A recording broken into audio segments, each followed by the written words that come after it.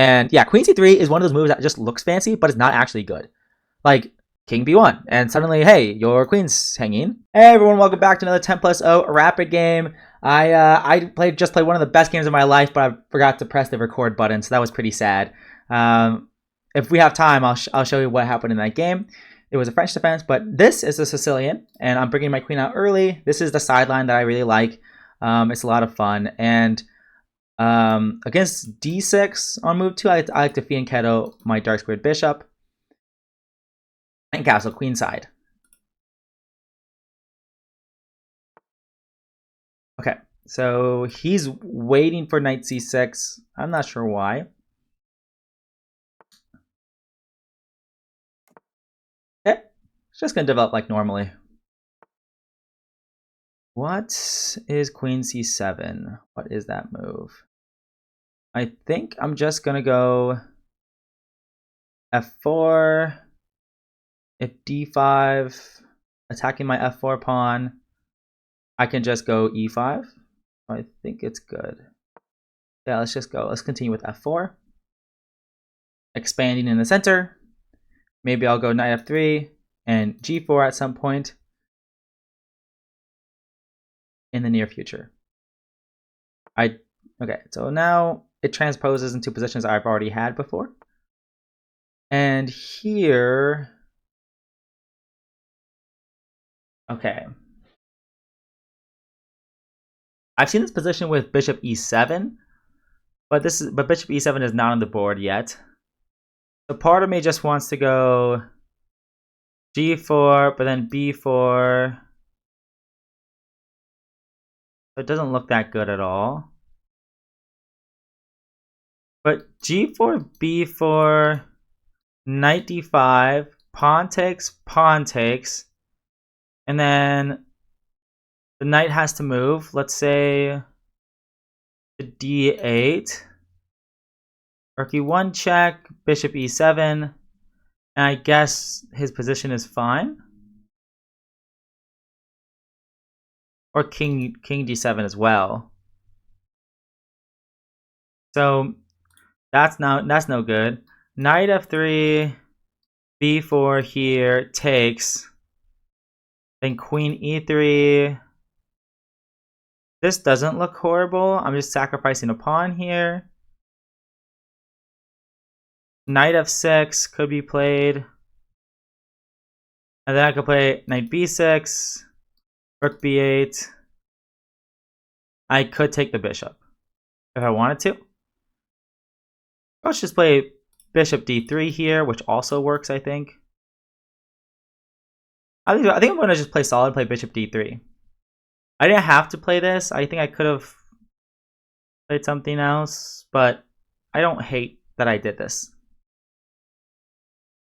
So now, since my knight was the only thing defending the e4 pawn, but now my bishop guards it too, so now b4 is not as much a threat, and if he does commit to b4, I can go to a4, and I'm doing okay, I think.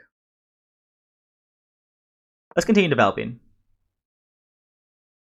He might castle queenside. It almost looks like that he will.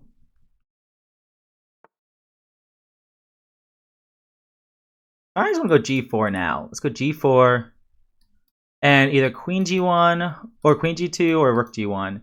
Either one. I'm not 100% sure which one yet. But if he castles, he's castling straight into my pawn attack. Okay. Go g5. I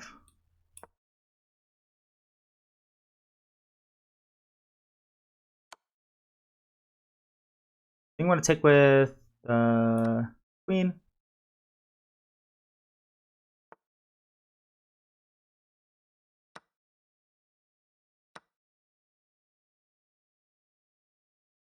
If I take, he takes with check. I takes, king takes. Is this sequence of trades good for me? So we both lose a pawn. If I take, he takes. I almost want to take here. If I take here, we trade queens. He could take here. I could go. My e4 pawn is hanging in that case. I feel like I probably want to take on c3 with the bishop. And after pawn takes, his king is still in the center. And maybe I could go rook g1.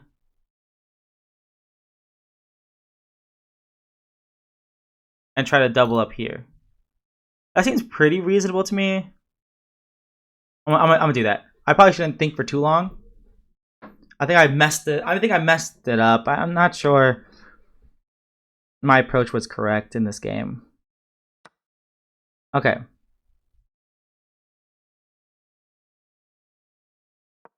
Let's go here and rook g7, infiltrate. Maybe go f5 at some point. Probably not. Okay. Bishop f8 actually would kick out the bishop and defend, or kick out my rook and defend the f7 pawn. So I just now realized that this position might be a bit dubious for me. If I go d5, if we go e5 now and takes, not quite good for me at all. I think I'm gonna go queen e3 here maybe. Prepare d5. Actually, I don't mind if he goes bishop f8. I'll just go back and try to attack these. Like, this pawn is pinned. And maybe I'm not upset with the draw because I'm so low on time. That just looks so weakening and bad. This cannot be good. If I take, go check here. Alright, I think I'm just gonna take. And if he goes check, I'm gonna back my bishop up, and after trade, I have the gun, and we'll go into an endgame. I think that's what I'm expecting here. Back the bishop up. Trade. I was not expecting that. To be frank.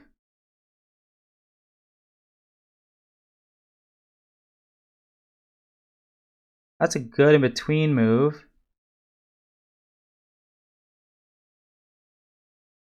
If I go here, he can take, and I defend everything. I think I have to go for this.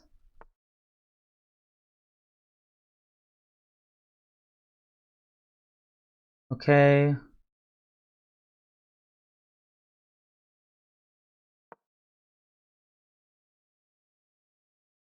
I'm still defending everything. I think that was just a fancy move. I don't think that actually did anything. I have every single possible piece defending the bishop.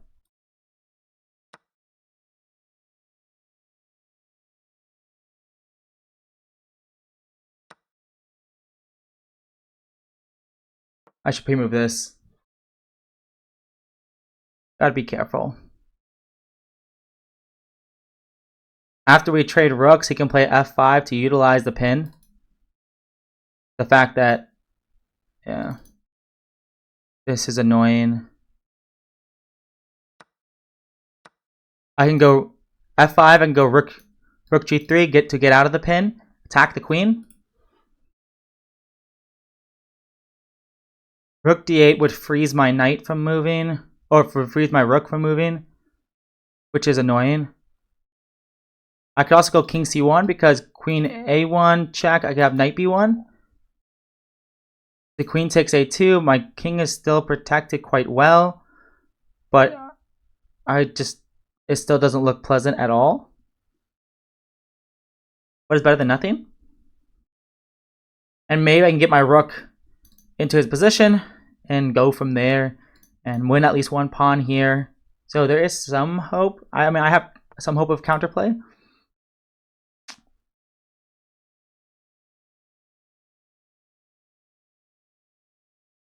Go here.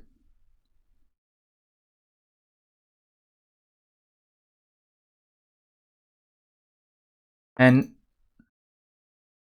that's fine.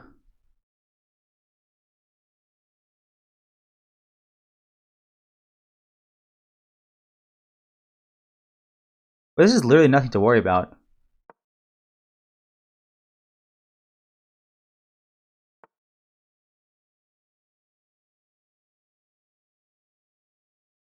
Okay, I'm a little bit worried now. Queen here. Let's just go here. And if it takes,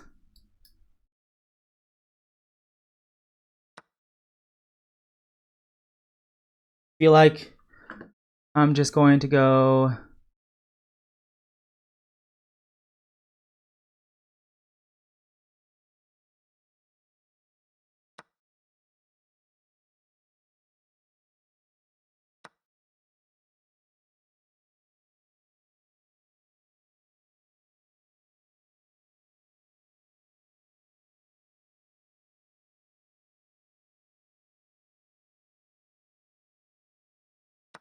I hope it goes bishop d5 because then I can just go here. F5 is bad for me. Okay, sure.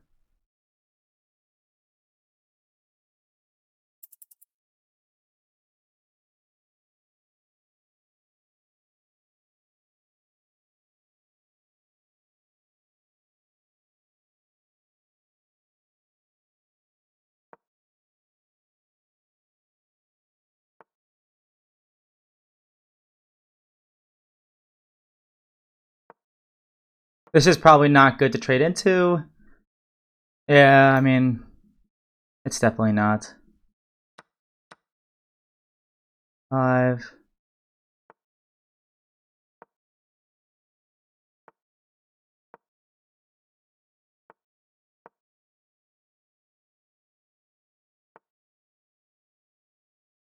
Okay, hold up. I have complete blockade. Let's go c3. c3 here. He can't get in. Wait, this is actually good for me. Oh my gosh, wait, he blundered super hard.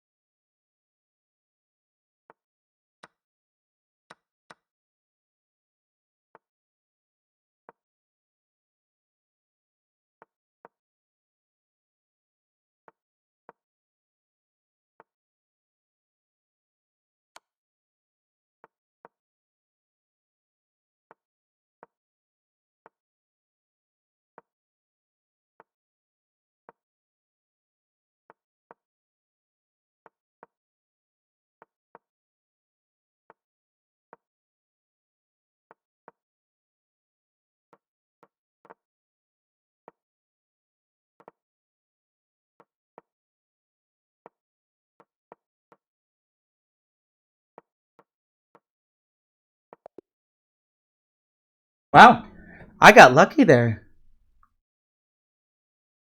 Alright, let's look at the game view. What he probably should have done is let me queen, so then I would flag, but whatever. So, okay, this is very interesting. Opening, normal stuff. Bishop d3 was good. What it was anything? King b1 is slightly better. So king b1 is better because after b4, or about the same. Knight a4, I allow it. Go queen e1, and if knight f6 again, I have knight f3, bishop e7, g4, and I just have compensation. I have open lines for attack. So it's very long. It's just long-term compensation. There's nothing immediate. Knight f3 though, immediately, and g3, and this is all good. g5 was good, and going here And doing this is better than what happened in the game.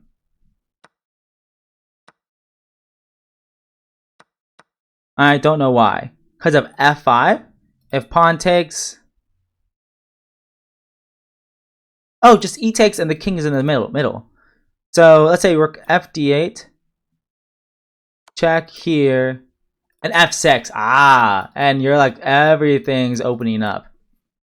Okay, so I calculated this far, but I didn't see f5. Well, I didn't see how good f5 was, because if e5, rook hg1, rook here, why so good? Knight d2, and then knight c4, knight e3, and knight d5, probably. So this knight reroute probably is very, very strong. Let's say h6. Queen f3 is for some reason a good move. I don't know why. f6 takes. Rook d f1. Oh, okay, I'm getting in by force. Okay, that makes sense. That makes sense. Okay, well, I'm gonna end it there. Actually, let's go a bit further. So, okay, awesome. So here I'm still +1, which is wild. But I go rook g7, baiting bishop f8, and rook g3 is better. I guess because you get out of the... Oh, shoot, there's a deflection tactic. Oh, man. Yeah, and queen takes. I miss a deflection. But how is rook g3 better? Why is rook g3 better? Because now if bishop takes e4, queen takes here, and knight d4 is a discovered attack on the queen. Queen a1 check doesn't do anything. You can win the pawn. But now queen a8, and it's going to be checkmate soon. Suddenly the rook being able to come in and the knight being able to come in is going to result in some sort of checkmate one way or the other, which is pretty wild. That's a crazy checkmate sequence. I did not see that, but luckily he did not do any deflection. King b2 was better just to defend the bishop, and I still have a decent position. But now I go back, and yeah, queen c3 is one of those moves that just looks fancy, but it's not actually good. Like king b1, and suddenly, hey, your queen's hanging, and so you have to trade. And yes, knight takes d2 was better because I trade the rooks, and now rook d8 would have paralyzed my position. If I just play knight d2 immediately, he cannot put two rooks. He cannot put another rook on the file, and my position is not frozen. I think that's why. Anyways. Yeah, that was interesting. And queen d3 was better. Oh, simply guarding everything. Yeah, queen d3 makes a lot of sense. Queen d3, queen c7, and then knight c4 is the engine line. Then rook here and queen f3. What in the world? Rook e5. Queen takes f6. Go check here. I guess everything's fine. Because we get in... We get all the pawns. Wow.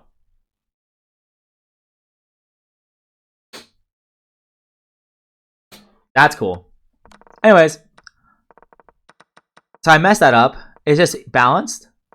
King c1 was better. That makes sense. Getting your king into the game. And here, he really blundered hard. He needs to push his pawns immediately, but he doesn't. Knight e5 was better. Why was knight e5 better? Knight e5. Let's go here. I can take king d2, and this is going to be a draw. That's scary. I cannot believe that's going to be a draw. That's ridiculous. That's hard to calculate. That's hard to evaluate correctly. But now I'm much better. I have a dark squared blockade, and my own pawns block out his king. So I'm just simply going to win. He's going to run out of moves, and king takes g4 was better because this pawn's still hard to defend. King takes g4, king e5, king g3. Aha, his king can't get any closer still. So he would have to play e3 if he wants to keep going forward, but now it's too little too late.